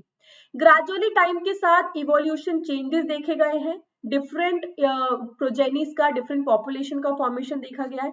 Any population has a built in variation in the characteristics. वहां पर ऑर्गेनिजम्स के अंदर क्या देखे जाते हैं, बिल्ट इन कैरेक्टरिस्टिक्स देखे जाते हैं जो कि आपस में वेरिएशन फॉर्म करते हैं. हम इंसेक्ट से अलग हैं, हम फिशेस से अलग हैं, हम एम्फीबियन से अलग हैं. तो ये इनबिल्ट कैरेक्टरिस्टिक्स है जो हमारे अंदर वेरिएशन लेकर आती है. Individual with those characteristics enable to better survive. और वो ऑर्गेनिज्म जिनके अंदर कुछ इनबिल्ट वेरिएशन देखे जाएंगे, अपने स्ट्रक्चर्स में चेंजेस लेकर आ गए हैं, नेचुरली सेलेक्ट हो गए हैं, उनका सर्वाइवल सबसे बेटर हो पाएगा. तो fitness of the individual under a natural condition, जो अच्छे से लेस अडेप्ट कर पाता है, वो ज्यादा बेटर होता है एज कंपेयर टू दोज जो अडेप्ट नहीं कर पाते. तो मैंने आपको क्या बोला, सर्वाइवल ऑफ द फिटेस्ट, हम आज भी हर जगह पे मानकर चलते हैं. तो ये रहा, these individual of the fitness of the individual according to Darwin is ultimately only to the reproductive fitness. जितना ज्यादा प्रोजेनी बना पाएगा, जितना ज्यादा रिप्रोड्यूस कर पाएगा अर्थ पर, जितने उसके यहाँ पर रिप्रेजेंटेटिव होंगे, वो उतना ही सर्वाइवल के लिए फिट होगा. Clear. Selected by the nature, इसे नेचुरल सिलेक्शन कहा जाता है. To survive and reproduce to increase their population on the earth. Branching descent मतलब एक ऑर्गेनिज्म ने वहां पर और भी ऑर्गेनिजम्स के फॉर्मेशन किए हैं. नेचुरल सिलेक्शन, ये दोनों बहुत इंपॉर्टेंट है क्या करने के लिए, for the Darwin theory of evolution. Alfred Wallace से मैंने आपको बताया था, इन्होंने सेम थ्योरी कही है कि new life form arises and evolve during the course of time. इनको इंपॉर्टेंट मार्क कर लेना पॉइंट्स को. All the existing forms of the life share the similarity and common ancestor. Ancestor time अलग अलग different periods of time in the history of the earth exist किए हैं. Biological history closely relates to the which history, geographical history. तो geographical history और biological history में एक को relation वहां पर एग्जिस्ट करता है. ओके हमने बात की साइकिल्स के बारे में. तो माइक्रोब्स डिवाइड फास्ट कर पाते हैं, ठीक है. Speciation changes can occur within few days, where as in the large animals ये बिलियंस ऑफ ईयर्स लेता है, ठीक है. तो लाइफ फॉर्म्स यहाँ पर टाइम के साथ सब लाइफ फॉर्म्स के अंदर अलग अलग चेंजेस देखे जाते हैं. फिटनेस, टर्म फिटनेस का मतलब है जेनेटिक बेसिस, मतलब जेनेटिक मटेरियल का इवॉल्व करना. अडेप्टिव एबिलिटी, अपने आसपास एनवायरनमेंट के हिसाब से क्या कर पाना, चेंजेस कर पाना. नेचुरल सिलेक्शन कैसे हुआ, तो नेचुरल रिसोर्सेज जो होते हैं वो लिमिटेड होते हैं. एक पॉपुलेशन, एक स्टेबल साइज की पॉपुलेशन वहां पर एग्जिस्ट कर पाती है और उसके अंदर सीक्वेंशियल एक्सेप्ट दी सीक्वेंशियल फ्लक्चुएशन. इसका मतलब ये हुआ कि नेचुरल रिसोर्सेज के हिसाब से एक जगह पर कुछ नेचुरल रिसोर्सेज है, वो एक स्पेसिफिक पॉपुलेशन को ही वहां पर क्या कर पाएंगे, सपोर्ट कर पाएंगे. ठीक है. टाइम के साथ माइग्रेशन की वजह से, इमिग्रेशन की वजह से चेंजेस पॉपुलेशन में देखे जा सकते हैं, बट फिर भी वहां पर कोशिश की जाती है क्या करने की, स्टेबल बनाने की किसी भी जगह को, किसी भी पॉपुलेशन को. Member of the population various characteristics differences show करते हैं. No two members are exactly identical, similarity show करते हैं, एग्जैक्ट कार्बन कॉपी नहीं होते हैं. Theoretical population size will grow exponentially. Theoretically हम बात करते हैं कि साइज एक्सपोनेंशियली ग्रो होती, कहीं पर भी नहीं रुकती है, बट ऐसा नहीं होता है. एक्सपोनेंशियली नहीं ग्रो होती बेटा। किसी भी जगह पर क्या देखने को मिलता है, लिमिटेड ग्रोथ देखने को मिलती है, तो कुछ ऐसा देखने को मिलता है। एक सर्टेन एक्सटेंट तक वहां पर ऑर्गेनिजम्स वहां पर क्या करेंगे, रिप्रोड्यूस करेंगे, अपनी कॉलोनी बढ़ाएंगे, पर अल्टीमेटली धीरे धीरे उस कॉलोनी को अगर नेचुरल रिसोर्सेज खत्म हो गए तो वहां पर एग्जिस्टेंस सर्वाइवल नहीं हो पाएगा। तो population size relative is limited, क्योंकि कंपटीशन होता है, आपस में फाइट होती है, सर्वाइवल ऑफ द फिटेस्ट के लिए, रिसोर्सेज के लिए फाइट होती है। और बेटर अडेप्टेड कुल survive and reproduce at the cost of the other, जिनका अडेप्टेशन कम था, जिनका सर्वाइवल रेट कम था।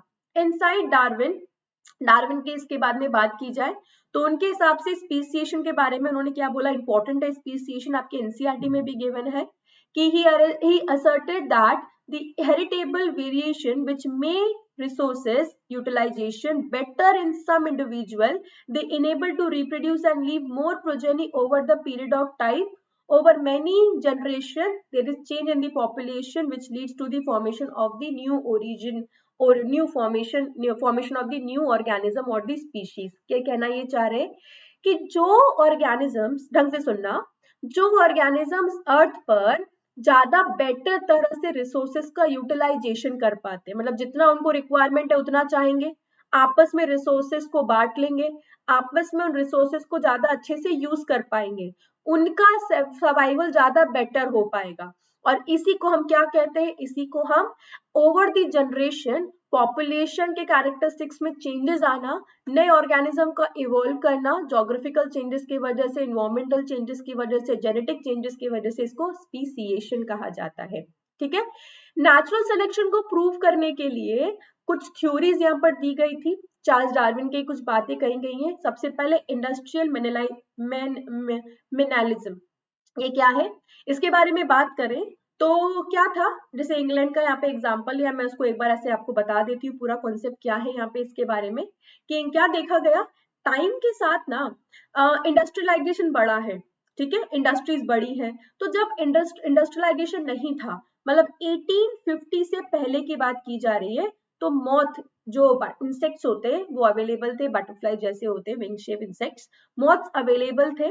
वो मॉथ्स का कलर कैसा था, उनकी विंग्स का कलर, देवर वाइट विंग्ड, वाइट कलर का विंग होता था, या फिर डल ग्रीन कलर के विंग होते थे। ठीक है, अब धीरे धीरे जब इंडस्ट्रियलाइजेशन हुआ, कार्बन वहां से बहुत ज्यादा फॉर्म होने लगा, तो क्या होने लगा, ये क्यों था, क्योंकि देखो सर्वाइवल करना है उसको, मौत को, वहां पे इंसेक्ट को, तो क्या करते हैं, आपने देखा है कुछ का कलर बिल्कुल स्टेम से मिलता है, बिल्कुल बाग से मिलता है, तो ये मौत का कलर लाइट था, क्योंकि स्टेम का कलर या ट्री की बाग का कलर बोल लो लाइट हुआ करता था, तो जिसकी वजह से क्या हुआ, जिसकी वजह से उसने अपना लाइट कलर भी लाइट किया हुआ था, ताकि कोई भी और प्रीडेटर उस क्या कर सके, उसको प्रे को यहाँ पर देख ना पाए, उसको यहाँ पे आइडेंटिफाई ना कर पाए, उसको किल ना कर पाए। ठीक है, पर जैसे जैसे इंडस्ट्रियलाइजेशन बढ़ा, ये बाग का कलर यहाँ से डार्क होता गया, और डार्क बाग कलर की वजह से जब ये लाइट कलर का इंसेक्ट यहाँ पे मौत मौजूद थी,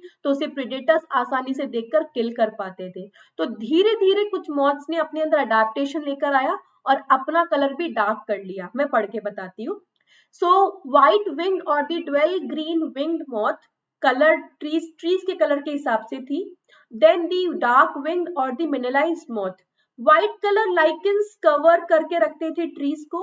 आपको पता है लाइकेंस बायो इंडिकेटर्स होते पोल्यूशन के, जब पोल्यूशन बढ़ता है तो वहां ग्रो नहीं करते, तो जब पोल्यूशन नहीं था तो लाइकेंस ट्रीज को लाइट कलर के, व्हाइट कलर के इसको कवर करके रखते थे, तो ज्यादा यहाँ पर कैसे कलर की, व्हाइट कलर की मौत सर्वाइव कर पाती थी as compare to the dark colour, जिनको प्रीडेटर्स यहाँ पे देख पाते थे। इस प्रॉपर्टी को कैमोफ्लेज कहते हैं, एनवायरमेंट के हिसाब से अपना कलर ढाल लेना।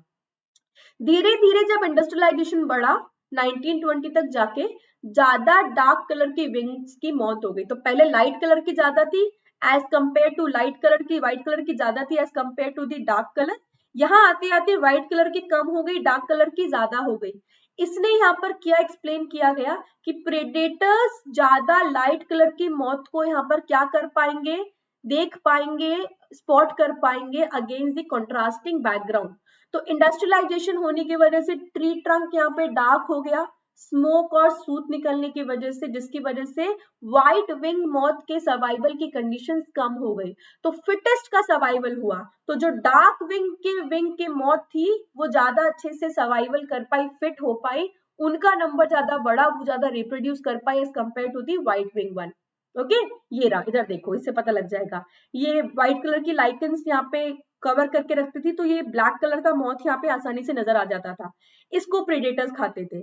पर जब इसकी कलर बाग का डार्क हो गया तो व्हाइट कलर की मौत का एक्सिस्टेंस वहां पे कम हो गया। यहाँ पे कंक्लूजन क्या किया हमने कि इन अ मिक्स्ड पॉपुलेशन, इंडिविजुअल जो कि बेटर अडेप्ट कर पाए, सर्वाइव कर पाए, रिप्रोड्यूस कर पाए in the large number and increases their population size and no variants, ये ज्यादा अच्छे से क्या कर पाएंगे, सर्वाइव कर पाएंगे एज कंपेयर टू वो जिनका पॉपुलेशन साइज यहाँ पर कम है, जिनमें वेराइटीज कम है, उन्हें यहाँ से हटा दिया जाएगा, रिमूव कर दिया जाएगा। एक और एग्जांपल हम जो आजकल भी देखने को मिलता है, घर पर देखा होगा ना, मॉस्किटो किलर रेपेलेंट्स को यूज किया जाता है, वो गुड नाइट वगैरह जो आती है, बट टाइम के साथ तुमने देखा होगा है ना, उनका कुछ फर्क ही नहीं पड़ता। हम रोज बोलते हैं अरे यार इसका तो कोई फर्क ही नहीं पड़ रहा है, मॉस्किटो के ऊपर इतने मच्छर नजर आ रहे हैं। ऐसा क्यों हुआ है?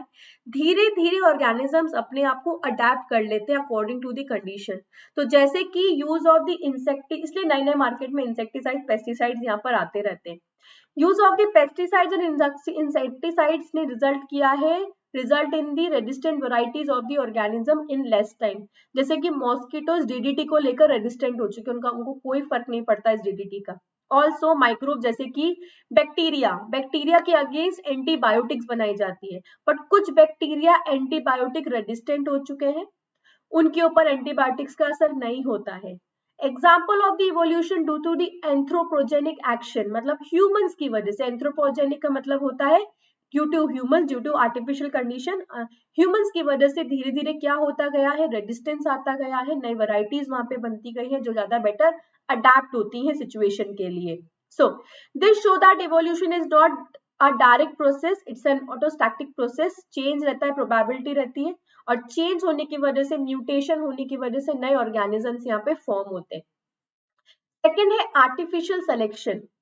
ये हम बात करते हैं, हमने इतना ज्यादा रिसर्च एंड टेक्नोलॉजी को बढ़ा लिया है, तो रिसर्च और टेक्नोलॉजी बढ़ने की वजह से यहाँ पर क्या कर पाए, एक्सपेरिमेंट्स के नाम लिख देते हैं हम। जैसे हम बात कर पाए हाइब्रिडाइजेशन के बारे में।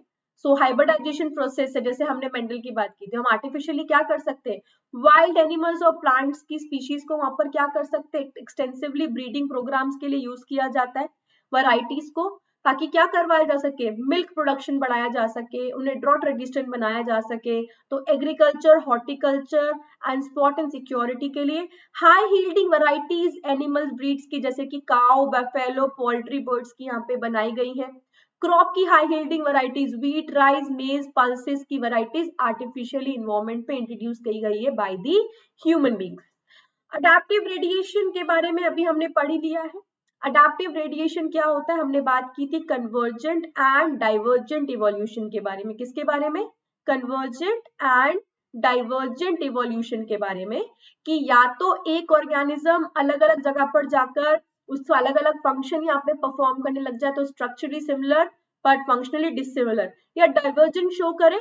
डाइवर्जेंस की यहाँ पे बात कर रहे हैं कि यहाँ पर एक जगह से आकर क्या हो सके, एक जगह पर आकर सेम फंक्शन परफॉर्म कर सके। तो अडेप्टिव रेडिएशन क्या होता है, इट्स एन इवोल्यूशनरी प्रोसेस जहां पर एक ancestral stroke give rise to the new organism. एक ऑर्गेनिज्म से क्या हुआ है, यहाँ पर नए नए ऑर्गेनिजम्स के फॉर्मेशन हुए हैं, जिसकी वजह से क्या हो पाया है, जिसकी वजह से जोग्राफिकल एरिया की वजह से, बैरियर्स की वजह से नए नए ऑर्गेनिजम्स का फॉर्मेशन हो पाया है। एग्जाम्पल है डार्विन फ्रिंजेस। क्यों डार्विन फ्रिंजेस बोला गया? क्योंकि डार्विन ने सबसे पहले ऑब्जर्व किया था। इन्होंने बोला स्मॉल ब्लैक कलर की बर्ड होती है जो कि गैलापागोस आइलैंड पर अवेलेबल होती है, इसकी बहुत सारी वैरायटीज शो होती है ऑन अ सेम आइलैंड, एक ही जगह पर। ऐसी भी फ्रिंजेस दिखती हैं जिनका बीक का शेप वहां पे क्या हो चुका है, चेंज हो चुका है, डिफरेंट वैरायटीज। तो living in an isolation for a long, the new kind of fringes emerges that could not function and survive in the new habitat। Example से समझाती हूँ, इधर देखो, लॉन्ग ग्राउंड फ्रिंजेस भी मिलती है जो सीड के ऊपर फीड करती है। एक फ्रिंजेस मिलती है जो कैक्टस पर और फ्लावर पे फीड करती है, एक मिलती है जो वेजिटेरियन फिंचेस है और एक मिलती है वुड पीकर फिंचेस। तो डिफरेंट टाइप की बर्ड्स एक ही जगह पर सर्वाइव कर पा रही है ताकि क्या कर पाए, ज्यादा बेटर उस जगह को लेकर अडेप्ट कर पाए। तो सबने आपस में अडेप्टेशन कर लिए ताकि अलग अलग फूड पर, अगर ये एक ही जगह पर रहती, एक ही जगह पर रहकर बेटर सर्वाइवल अडेप्टिव रेडिएशन कहलाता है। अगर ये सारी बर्ड एक जगह पर रहकर अलग अलग पर ना फीड कर कर एक ही फूड पर फीड करती तो एक फूड टाइम के साथ खत्म हो जाता, और अगर फूड टाइम के साथ खत्म हो जाता तो फिर इनमें फाइट होती और किसी ना किसी को यहाँ से हटना पड़ता, एलिमिनेट होना पड़ता। तो उन्होंने आपस में क्या किया, अपने आप को इन्वायरमेंटल कंडीशन के हिसाब से ढालकर अपना फूड चेंज कर लिया। तो अब यहाँ पर क्या हो गया, बेटर अडेप्टेशन हो पाएगा सेम तरह की यहाँ पे बर्ड्स का एक जगह पर, ये बोला अडेप्टिव रेडिएशन। एग्जाम्पल दूसरा दिया जाता है ऑस्ट्रेलियन मार्सुपियल्स का। मार्सुपियल्स हैं जो अलग अलग रोल यहाँ पे परफॉर्म करते हैं। मार्सुपियल्स उन्हें कहते हैं जिनके पास पाउच मौजूद होता है, तो पाउच कंटेनिंग मैमल्स। ये कन्वर्जेंट इवोल्यूशन शो करते हैं। क्या शो करते हैं, कन्वर्जेंट इवोल्यूशन। एक जगह से आकर, बहुत सारी जगह से आकर एक जगह पर बस गए हैं ऑस्ट्रेलिया, और वहां पर सेम सबके पास पाउचेस आ गए हैं, ठीक है। तो placental mammals of Australia parallel evolution show करते हैं। सो मार्सुपियल मोल की बात करें और अलग अलग यहाँ पे ऑर्गेनिजम्स की बात करें, ये सब placental mammals and Australian marsupials है। यहाँ पर देखो, ये इससे समझ में आ जाएगा कन्वर्जेंट इवोल्यूशन। तो यहाँ पर अलग अलग जगह से आकर एक जगह पर आकर सेम, मतलब they will be having the same functions यहाँ पे शो करेंगे। तो यहाँ पर देखो, ये जो इसकी बात करें निश कैसा होता है, तो मैमल्स, प्लेजेंटल मैमल्स कौन से, मोल की बात करो, यहाँ पे माउसेस की बात की जा रही है, और ऑस्ट्रेलियन की बात करें तो ये सारे के सारे मार्सुपियल मोल्स, इन सबके पास पाउचेस मौजूद है। सो डिफरेंट ऑर्गेनिजम्स बट एक जगह पर क्या कर पाते हैं, सिमिलर फंक्शन परफॉर्म कर पाते हैं। आगे बात करते हैं लेमार्किज्म के बारे में, the Lamarck theory of evolution. Lamarck theory के हिसाब से डार्विन ने थ्योरी दी और लेमार्क ने थ्योरी दी। डार्विन की थ्योरी को डार्विनिज्म कहा जाता है, लेमार्क की थ्योरी को लेमार्किज्म कहा जाता है। So according to Lamarck, evolution of the life forms occurs due to the use or the disuse of the organs। इनके हिसाब से ऑर्गन के यूज और डिसयूज होने की वजह से, जो आप वेस्टिजियल ऑर्गन की बात करते हैं, तो यहाँ पर इवोल्यूशन हो पाया है। इनका कहने का मतलब ये था, ऑर्गन्स डेवलप होते हैं, मोर डेवलप होते हैं मोर, while those that are not used become vestigial। जो ऑर्गन यूज में आ रहे हो वो ज्यादा डेवलप करेंगे और जो यूज में नहीं आते वो वेस्टिजियल ऑर्गन कहलाते हैं, बॉडी से उनको अल्टीमेटली रिमूव कर दिया जाता है। बट ये कहना चाह रहे हैं कि ऑर्गेनिज्म इसे सेलेक्ट करता है, बट ऐसा नहीं होता, वो सिलेक्शन नेचर करता है, नेचुरल सिलेक्शन होता है। ओके, तो इनकी थ्योरी नेचुरल सिलेक्शन की उल्टी थी। ये बोलते हैं कैरेक्टर और adaptation develop by an organism during the life time, ये पास किए जाते हैं प्रोजेनी को। अगर मैंने कहा ना मेरी स्किन का कलर अगर चेंज हो जाए, तो ये स्किन का कलर धूप की वजह से चेंज हुआ तो मेरे बच्चों में भी ये कलर जाएगा, पर ऐसा नहीं होता। जो चेंजेस हमारी जीन्स में नहीं होते वो चेंजेस आगे जनरेशन में पास नहीं हो पाते। अगला पॉइंट उन्होंने बोला, जैसे एग्जांपल दिया, the long neck of giraffe is an example of the outcome of the attempt to stretch the neck to continuously eating the leaves on the tall tree। इनके हिसाब से जब पेड़ का साइज छोटा था तो जिराफ की गर्दन भी छोटी थी, जब वो बड़ा होता गया पेड़ तो जिराफ की गर्दन भी स्ट्रेच होती गई। पर ऐसा नहीं होता ना, टाइम के साथ ऐसी स्ट्रेचिंग नहीं देखी जा सकती, परमानेंट स्ट्रक्चर ऐसा नहीं है मैं रोज ऐसे ऊपर करके गर्दन रखूं तो मेरी गर्दन बड़ी हो जाएगी। सो एज दे पास्ट, अब इन्होंने का कहने का मतलब ये कि एक तो टाइम के साथ उनकी गर्दन का साइज बड़ा हुआ और ये साइज बड़ा जो हुआ वो इन्होंने अपनी जनरेशन को भी ट्रांसफर कर दिया। दिस एक्वायर्ड कैरेक्टर्स, तो सिंपल सा था, ये कहना चाहते थे कि एक्वायर्ड कैरेक्टर्स आगे की तरफ ट्रांसफर किए जा सकते हैं, बट हम कहते हैं एक्वायर्ड कैरेक्टर्स ट्रांसफर नहीं कर सकते, जेनेटिक कैरेक्टर्स को ट्रांसफर किया जाता है। So giraffe can acquire the long neck और इसे उनकी सक्सेसिव जनरेशन में ट्रांसफर कर दिया जाता है। ये रहा एग्जांपल है ना, ओरिजिनल शॉर्ट नेक का था, उसकी नेक धीरे धीरे बढ़ती गई जब उसने उसको स्ट्रेच किया खाना खाने के लिए, बट ऐसा नहीं होता है। अगला mutation, mutation the cause of evolution. Scientist है जिनका नाम है ह्यूगो डीवरीज, इन्होंने प्राइमरोज के ऊपर काम किया और बोला बेटा म्यूटेशन क्या होता है, द सडन चेंज चेंजेस देखे जाते हैं, म्यूटेशन को डिफाइन किया जाता है as an large heritable change occur suddenly in a characteristic population. DNA में चेंज, डीएनए के पास मौजूद है, हमारे डीएनए के पास मौजूद है बेस सीक्वेंसेस, इनमें से कोई चेंज, ये है यूं मान लो बेस सीक्वेंसेस एबीसीडी की फॉर्म में मौजूद है, यहाँ से बी हट गया तो अब नया सीक्वेंस कैसे जाएगा, एसीडी की फॉर्म में, तो ये नया चेंज एक्सप्रेशन लेके आएगा। तो जीन्स में चेंज, डीएनए में चेंज, जिसकी वजह से क्या हो पाता है, डीएनए में भी चेंजेस होते हैं, जीन्स में भी चेंजेस होते हैं, सडन चेंजेस, जिनकी वजह से एक नई पॉपुलेशन वहां पे बन पाती है। हमें पता है कैरेक्टरिस्टिक जीन्स की वजह से, डीएनए की वजह से अगर उसमें चेंजेस शो हो जाए तो फिर वहां पर ऑर्गेनिज्म स्पीशीज में क्या देखेंगे आएंगे, चेंजेस देखे जाएंगे। म्यूटेशन कॉजेज स्पीसिएशन और इसे सॉल्टेशन कहा जाता है, that is the single step large mutation, very important, ये क्या है, सिंगल स्टेप लार्ज म्यूटेशन। एक दो पॉइंट इन्होंने बोले, म्यूटेशन रैंडम होता है, डायरेक्शनल लेस होता है, ऐसा नहीं है, ये एबीसीडी बी भी हट सकता था, डी भी हट सकता था, कोई दिक्कत नहीं, कुछ भी हट जाएगा, तो ये एग्जैक्ट सीक्वेंस पे नहीं कि हमेशा सिर्फ बी ही हटेगा, ऐसा नहीं होता। वाइल डार्विनिज्म का मतलब था वेरिएशन स्मॉल होते हैं और डायरेक्शनल होते हैं, डार्विन इन्होंने बोला म्यूटेशन रैंडम होते हैं, डायरेक्शनल लेस होते हैं, किसी स्पेसिफिक तरीके से नहीं होते, सडन चेंजेस लेकर आते हैं, और डार्विन के हिसाब से वेरिएशन जो होते हैं वो छोटे होते हैं, कम पॉपुलेशन में शो होते हैं और डायरेक्शनल होते हैं, मतलब ऐसा कुछ होगा कि वो सर्टेन ऑर्गेनिज्म वैसे ही बनते जाएंगे।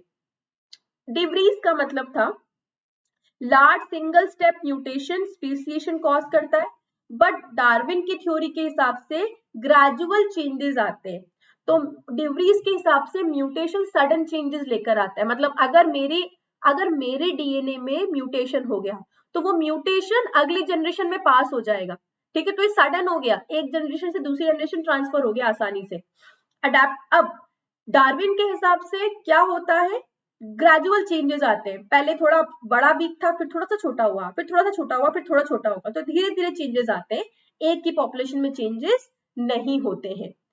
आगे हम बात करते हैं हमारा last topic, that is evolution of the man, इंसान का इवोल्यूशन कैसे हुआ। सो हमारे कॉमन एंसेस्टर माने जाते हैं एप, मैन, मेन, और common ancestors of the man and the apps is primitive, जिन्हें की डायरोप्थेस कहा जाता है। तो जो डायरोप्थेकस होते हैं वो क्या होते हैं, डिप्टोथेकस, वो 15 मिलियन ईयर्स अगो क्या थे, अर्थ पर सर्वाइव करते थे। उसके बाद आए रामापिथिकस, तो ड्रायोपिथिकस के बाद तो first we have the primates, that is dryopithecus, 15 million years पहले, उसके बाद आए रामापिथिकस।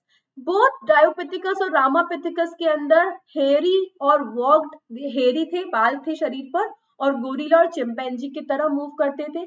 ड्रायोपिथिकस ज्यादा एप्स की तरह दिखते थे, जबकि रामापिथिकस ज्यादा मैंस की तरह दिखते थे।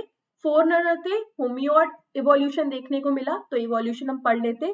सबसे पहले बोलते ऑस्ट्रेलोपिथिकस, 2 मिलियन ईयर अगो एग्जिस्ट करते हैं, अफ्रीका में इनका इवोल्यूशन देखा गया, इनकी ब्रेन कैपेसिटी 450 to 600 सीसी है, हंटिंग करते थे, स्टोन वेपन्स को यूज करते थे, हंटेड, बट एसेंशियली ज्यादातर क्या करते थे, फ्रूट्स खाते थे।